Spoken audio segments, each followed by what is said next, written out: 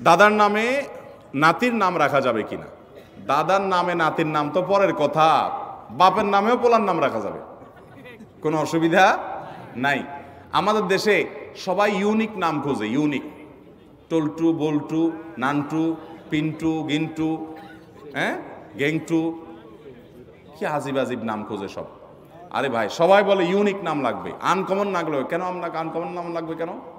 শুনেন, সৈয়দ আবুল হাসান আলী নদভী রহমতুল্লাহ আলাই ভারতবর্ষের সবচেয়ে বড় আলেমদের একজন ছিলেন এবং মুসলিম বিশ্বের নোবেল খ্যাত কিং ফয়সাল অ্যাওয়ার্ড পুরস্কার, এটা সারা বিশ্বে, বিশেষ করে এই ভারতবর্ষে অল্প কয়েকজন মানুষ পাইছে, এর মধ্যে উনি একজন ছিলেন। অনেক বড় পণ্ডিত মানুষ ছিলেন, সারা ওয়ার্ল্ডের বড় বড় ইউনিভার্সিটি, অক্সফোর্ডের মতো ইউনিভার্সিটি, বড় ইউনিভার্সিটিগুলোতে অতিথি লেকচার হিসেবে তিনি লেকচার দিতেন এবং মদিনা ইউনিভার্সিটির উপদেষ্টা পরিষদে ছিলেন অনেক শুরু থেকে, অনেক বড় ব্যক্তিত্ব ছিলেন সৈয়দ আবুল হাসান নদভী রহমতুল্লাহ আলাই।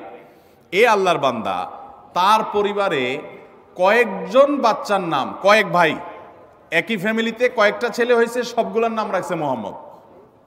তাহলে একটা মুসিবত না? 4 ভাইয়ের নাম যদি মোহাম্মদ হয়, কোন মোহাম্মদে ডাক দিলে কোন মোহাম্মদ আসবে? এই জন্য পার্থক্য করার জন্য নাম দিছে মোহাম্মদ আউয়াল, মোহাম্মদ সানি, মোহাম্মদ সালেস, মোহাম্মদ রাবে, অর্থাৎ মোহাম্মদ ফার্স্ট, মোহাম্মদ সেকেন্ড, প্রথম মোহাম্মদ, দ্বিতীয় মোহাম্মদ, তৃতীয় মোহাম্মদ। তৃতীয় মোহাম্মদ বললে একজন আসে, চৌথ মোহাম্মদ আসলে আরেকজন আসে। এটা বলার উদ্দেশ্য হলো যে একই নাম আমাদের দেশে অনেকে আমরা নাম চাই, হুজুর একটা নাম দেন, তো বলি ভাই সবচেয়ে উত্তম নাম আব্দুল্লাহ, আব্দুর রহমান হাদিসে আসছে, সবচেয়ে সুন্দর নাম কি নাম? আব্দুল্লাহ। এবং কিয়ামতের মধ্যে মানুষকে নাম ধরে ডাকা হবে।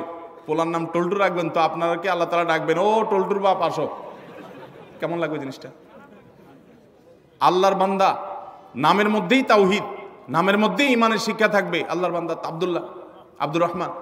তো অনেককে নাম দিলে বলে কি, ভাই এটা আমাদের ফ্যামিলিতে আছে। কার নাম? বলে আমার বোনের ননদের ছেলের নাম, বোনের ননদের ছেলের নাম। তো তোমার বোনের ননদের ছেলে আর এই ছেলে জীবনে কয়বার একত্র হবে? এসব বকওয়াস চিন্তা করতে মাথায় আসে। এমনকি কাছাকাছি ফ্যামিলি থাকলে অসুবিধা নেই, ভালো নামগুলো দেখে দেখে রাখতে হবে। যাই হোক, বাপের নাম এবং ছেলের নাম পর্যন্ত আরবে অনেক দেশে এক নাম আছে। তো দাদার নামে নাতির নাম রাখাতে কোনো অসুবিধা, আবার মেয়ের নাম মায়ের নামে রাখতেও কোনো অসুবিধা। অনেকে রাখে না, এটাকে ভিন্ন চিন্তা। সেটা হলো যে মেয়েকে নাম ধরে ডেকে, কথার কথা মায়ের নাম ফাতেমা, এখন মেয়ের নামও যদি আমি ফাতেমা রাখি, তাহলে একসময় বলবো ফাতেমা এদিকে কেন করছিস বেয়াদব ফাতেমা কোথাকার, তখন মার প্রতি অসম্মান হয় কিনা? এরকম ভক্তি কোথায় চলে গেছে চিন্তা করছেন? এটা বলে অতিরিক্ত সতর্ক থাকা। ওই যে একটা গল্প শুনছিলাম একবার, যে এক লোক সেলাই করতেছে, জামা কাপড় কিছু একটা সুই দিয়ে সেলাই করতেছে। তো এরকম সে নিচে সেলাই করতেছে, জানে সেলাইয়ের দোকান আছে, কেউ সেলাই করে। আরেকজন দোতলায় শুয়ে রয়েছে, তো দোতলায় সে ফ্লোরে শুয়ে রয়েছে, তো একটু পরপর সে মাথা উঠে ফেলা এরকম।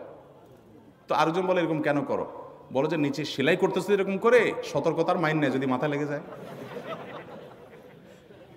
অতি সতর্ক হইতে হইতে কোন লেভেলে গেছে চিন্তা করছেন?